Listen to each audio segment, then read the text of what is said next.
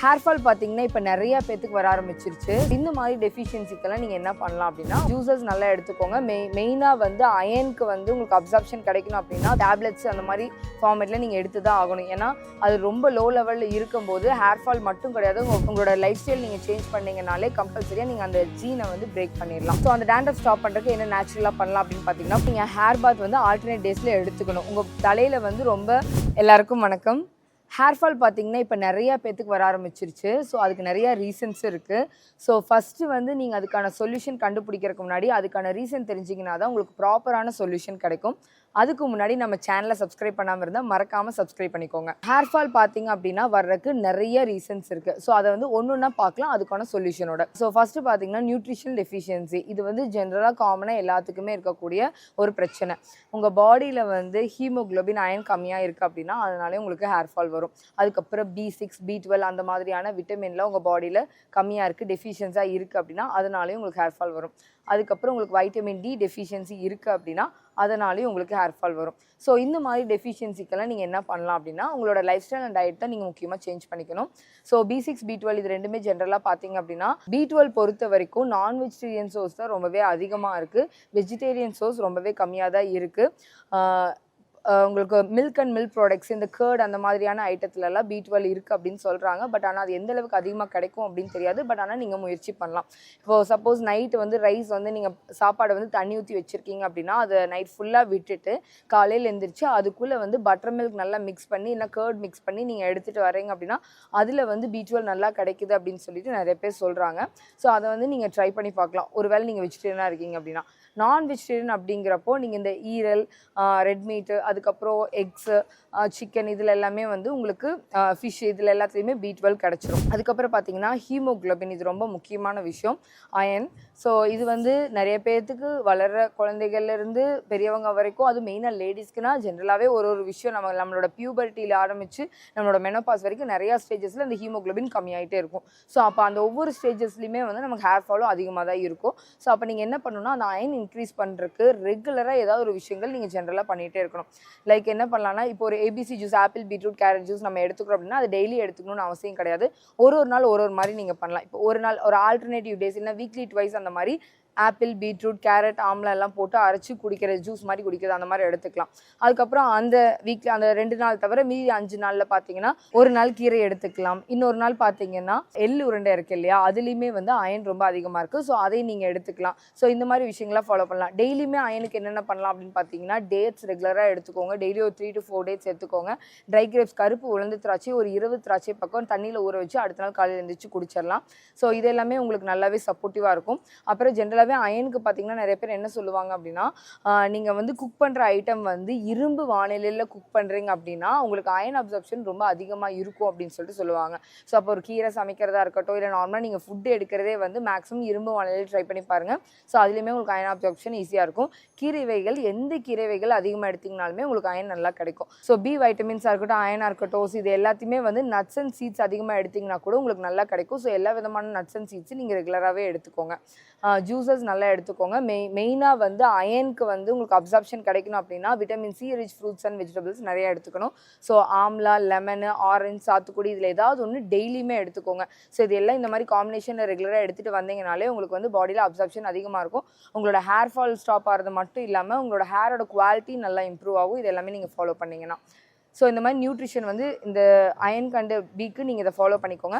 Vitamin Dக்கு நேச்சுரலாகவே sunlight தான் வந்து மெயின் சோர்ஸு. ஸோ டெய்லி கம்பல்சரியாக மார்னிங் 8 to 10 அப்படி இல்லைன்னா ஈவினிங் வந்து 4 to 6 அதுக்குள்ளே ஒரு 15 மினிட்ஸ் வந்து வெயில் உங்கள் மேலே வெயில் படுற மாதிரி உங்கள் பாடியில் படுற மாதிரி ஒரு லைட் கிளாத் வியர் பண்ணிட்டு போய் எக்ஸ்போஸ் ஆகுங்க. ஸோ இந்த மாதிரி டெய்லியுமே 15 மினிட்ஸ் எக்ஸ்போஸ் ஆகிட்டு இருக்கீங்கன்னா உங்களோட விட்டமின் Dயை பேலன்ஸ் பண்ணுறதுக்கு அது ஹெல்ப்ஃபுல்லாக இருக்கும். சப்போஸ் உங்கள் பாடியில் நீங்கள் பிளட் டெஸ்ட் பண்ணி பார்த்து விட்டமின் B12 விட்டமின் Dயும் கம்மியாக இருக்குது அப்படின்னா உங்களால் ரொம்பவே கம்மியாக இருக்குது அப்படின்னா இமீடியட்டாக நீங்கள் அதுக்கான டேப்லெட்ஸ் அந்த மாதிரி ஃபார்மேட்டில் நீங்கள் எடுத்து தான் ஆகணும். ஏன்னா அது ரொம்ப லோ லெவலில் இருக்கும்போது ஹேர் ஃபால் மட்டும் கிடையாது, உங்கள் பாடியில் ஜென்ரல் ஃபங்க்ஷன்ஸே நிறைய பாதிக்க ஆரம்பிச்சிடும். ஸோ அந்த டேப்லெட்ஸ் எல்லாம் பார்த்தீங்கன்னா ரெகுலராக லைஃப்பில் எடுக்கணும்னு அவசியமே கிடையாது. உங்களோட டெஃபிஷியன்சி சரியாகிற வரைக்கும் எடுத்துட்டு அதுக்கப்புறம் natural life style and food follow பண்ணிட்டு நீங்கள் அந்த டேப்லெட்ஸ் போகாமே நீங்கள் தடுத்துக்கலாம். ஸோ அப்போ அந்த மாதிரி இருக்கவங்களுக்குலாம் எப்படி இருக்கும்னா நல்ல ஹேர் ஃபால் ஆகிட்டு இருக்கும். அந்த டேப்லெட் சாப்பிட ஆரம்பிச்சு 2 வீக்ஸ்லேயே கம்ப்ளீட்டாக ஸ்டாப் ஆயிடும். ஸோ அந்தளவுக்கு சொல்யூஷன் கிடைக்கும். ஸோ அதனால் உங்களை டேப்லெட் எடுங்கன்னு நான் சொல்ல வரல, பட் ரொம்ப வீக்காக இருக்கீங்கன்னா டேப்லெட்டும் எடுக்காமல் இருந்துடாதீங்கன்னு தான் ரொம்ப முக்கியமான விஷயம். ஸோ அடுத்த விஷயம் என்னென்னு பார்த்தீங்கன்னா, நியூட்ரிஷன் டெஃபிஷியன்சி அப்புறம் ஜெனட்டிக்ஸ் ஜென்ரலாகவே உங்கள் அப்பா அம்மாக்கெல்லாம் ரொம்ப ஹேர் ரொம்ப கம்மியாக இருக்குது அப்படின்றப்போ உங்களுக்கு அந்த ஜெனட்டிக்ஸ் விளைவே ஹேர் ஃபால் ரொம்ப அதிகமாக இருக்க வாய்ப்புகள் இருக்குது. ஸோ அதை வந்து நீங்கள் இந்த நியூட்ரிஷன் நல்லா எடுத்துக்கிறது மட்டும் இல்லாமல் உங்களோட லைஃப் ஸ்டைல் நீங்கள் சேஞ்ச் பண்ணிங்கனாலே கம்பல்சரியாக நீங்கள் அந்த ஜீனை வந்து பிரேக் பண்ணிடலாம். ஸோ அதுக்கப்புறம் பார்த்தீங்கன்னா ஹார்மோனல் சேஞ்சஸ் ஜென்ரலாக பார்த்தீங்கன்னா நீங்கள் ப்ரெக்னன்சி ஆகிறதா இருக்கட்டும், இல்லை உங்களுக்கு பிசிஓடி ப்ராப்ளம் இருக்குது அப்படின்னா, இல்லை நீங்கள் வந்து பியூபர்ட்டி அட்டன் பண்ண டைமாக இருக்கட்டும், இல்லை மெனோபாஸ் டைமில் இருக்கீங்க, இல்லை இப்போ தான் டெலிவரி ஆகிருக்கு, குழந்தைக்கு ஃபீட் பண்ணிட்டு இருக்கீங்க. ஸோ இந்த மாதிரியான எல்லா டைம்லையுமே வந்து உங்களுக்கு ஹேர் ஃபால் ரொம்பவே அதிகமாக தான் இருக்கும். ஏன்னா உங்களுக்கு பாடியில் நீங்கள் எவ்வளோதான் சாப்பிட்டாலுமே நியூட்ரிஷன் உங்களால் பேலன்ஸ் பண்ண முடியாது. ஆனால் அப்போ இருக்க ஹேர் ஃபால் அந்த மாதிரியான ப்ராசஸை தாண்டி போகும்போது உங்களுக்கு ஹேர் க்ரோத் திருப்பி சீக்கிரமாக வந்துடும். பட் அந்த டைமில் நீங்கள் நியூட்ரிஷன் நல்லா உங்கள் பாடியில் கரெக்ட் பண்ணிட்டீங்கனாலே அந்த டைம்லையுமே வந்து நீங்கள் ஹேர் ஃபாலை வந்து ஸ்டாப் பண்ணிக்கலாம். ஸோ இந்த மாதிரி ஹார்மோனல் சேஞ்சஸ் வந்து இப்போ பிசிஓடியாக இருக்கட்டும், தைராய்டாக இருக்கட்டும், அதுக்கான ப்ராப்பர் லைஃப் ஸ்டைல் நீங்கள் ஃபாலோ பண்ணும்போதே உங்களுக்கு அந்த ஹேர் ஃபால் கம்ப்ளீட்டாக ஸ்டாப் ஆயிரும். ஸோ அடுத்த விஷயம் பார்த்தீங்கன்னா கெமிக்கல்ஸ், அதாவது நம்ம ஹேர் ஸ்டைலிங்காக நிறையா chemicals, hair dyes, hair colouring, இல்லை ஹீட்டரு, அதுக்கப்புறம் ட்ரையரு, இந்த மாதிரியான எல்லா விஷயங்களும் யூஸ் பண்ணுறோம். ஸோ நீங்கள் இந்த மாதிரிலாம் யூஸ் பண்ணிகிட்டு இருக்கீங்க அப்படின்னா உங்களுக்கு ஹேர் ஃபாலும் இருக்குது அப்படின்னா அதுக்கு அது மட்டும்தான் ரீசனாக இருக்கும். அதை அப்படியே ஸ்டாப் பண்ணிட்டு நீங்கள் நேச்சுரலுக்குள்ளே போயிட்டீங்கனாலே உங்களோட ஹேர் ஃபால் கம்ப்ளீட்டாக நீங்கள் ஸ்டாப் பண்ணிடலாம். ஸோ நேச்சுரல் ப்ராசஸ் எல்லாமே நீங்கள் ட்ரை பண்ணி பார்க்கலாம். அதுக்கப்புறம் பார்த்தீங்கன்னா ஸ்கேல்ப் இன்ஃபெக்ஷன், அதாவது உங்கள் தலையில் வந்து லைக் சொரியாசிஸ் மாதிரியோ இல்லை ஏதாவது ஸ்கின் டிசீஸ் மாதிரி தலையில் ஸ்கேல்பில் இன்ஃபெக்ஷன்ஸ் இருக்குது அப்படின்னா டேண்ட்ரஃபே வந்து ஒரு முக்கியமான ரீசன் ஹேர் ஃபாலுக்கு. டேண்ட்ரஃப் எப்போவுமே இருந்துகிட்டு இருக்குது அப்படின்னா அதனாலே உங்களுக்கு ஹேர் ஃபால் ரொம்ப அதிகமாக இருக்கும். அந்த டேண்ட்ரஃபை வந்து நீங்கள் ஸ்டாப் பண்ணிட்டீங்க அப்படின்னா ஹேர் ஃபால் கம்ப்ளீட்டாக ஸ்டாப் ஆயிரும். ஸோ அந்த டேண்ட்ரஃப் ஸ்டாப் பண்ணுறதுக்கு என்ன நேச்சுரலாக பண்ணலாம் அப்படின்னு பார்த்தீங்கன்னா, புளிச்ச தயிர் வந்து ரொம்ப எக்ஸலண்ட்டான இன்க்ரீடியன்ட்டு. தயிர் வந்து நல்லா 2 நாள் வெளியில் வச்சு நல்லா புளிக்க வச்சுட்டு ஒன்று வெறும் தயிர் அப்ளை பண்ணலாம், அப்படி இல்லைன்னா வெந்தயத்தை அரைச்சி அதையும் அந்த தயிர்க்குள்ளே மிக்ஸ் பண்ணி தலை ஃபுல்லாக நல்லா ஒரு ரூட் வரைக்கும் போகிற மாதிரி நல்லா அப்ளை பண்ணிட்டு ஒரு 1/2 hour விட்டுட்டு அந்த அரைச்சி வச்ச வெந்தயத்தை வச்சு தலையில் தேய்ச்சி குளிச்சிடணும் பச்சை தண்ணியில். ஸோ இந்த மாதிரி பண்ணிட்டு வரும்போது வீக்லி 2 பண்ணி பாருங்கள். ஒரு 3 times, அதாவது 3 weeks கண்டினியூஸாக பண்ணிங்கனாலே கம்ப்ளீட்டாக உங்களுக்கு ஹேரில் இருக்கிற எல்லா டேண்ட்ரஃப்மே போயிடும். இல்லை உங்களுக்கு வந்து இன்ஃபெக்ஷனோட சேர்த்து இருக்குது, லைக் ஏதாவது ஸ்கின் டிசீஸும் இருக்குது டேண்ட்ரஃப் கூட அப்படின்னா நீங்கள் திரிஃபுலா பேக் யூஸ் பண்ணலாம். ஸோ திரிஃபுலா பவுடரை வந்து நீங்கள் நாட்டு மருந்து கடையில் வாங்கிட்டு அது கூட இந்த புளிச்ச தயிரை மிக்ஸ் பண்ணி அதை வந்து தலையில் பேக் மாதிரி போட்டுட்டு ஆல்டர்னேட் டேஸில் ட்ரை பண்ணி பாருங்கள். உங்களுக்கு இந்த பிரச்சனை போகிற வரைக்குமே நீங்கள் ஆல்டர்னேட் டேஸில் ட்ரை பண்ணலாம். ஸோ அந்த மாதிரி பண்ணிகிட்டே இருக்கும்போது அப்போ கெமிக்கல் ஷாம்பூஸ் நீங்கள் யூஸ் பண்ணக்கூடாது, அரப்பு ஷியோக்கா இந்த மாதிரி நேச்சுரல் யூஸ் பண்ணிக்கலாம். ஸோ அந்த மாதிரி நீங்கள் பண்ணும்போது சீக்கிரமாக உங்களுக்கு அந்த டேண்ட்ரஃப் வெளியேறிடும். அந்த டேண்ட்ரஃப் வெளியேற டைமில் ஹேர் ஃபால் இன்னும் கொஞ்சம் அதிகமாகும். ஸோ அதனால் இதுதான் காரணம் நீங்கள் டிசைட் பண்ணக்கூடாது. ஸோ அந்த டேண்ட்ரஃப் கம்ப்ளீட்டாக உங்களுக்கு ரிமூவ் ஆயிடுச்சுனாலே உங்களுக்கு ஹேர் ஃபால் கம்ப்ளீட்டாக ஸ்டாப் ஆயிடும். ஸோ இந்த மெத்தடை நீங்கள் ட்ரை பண்ணி பார்க்கலாம்.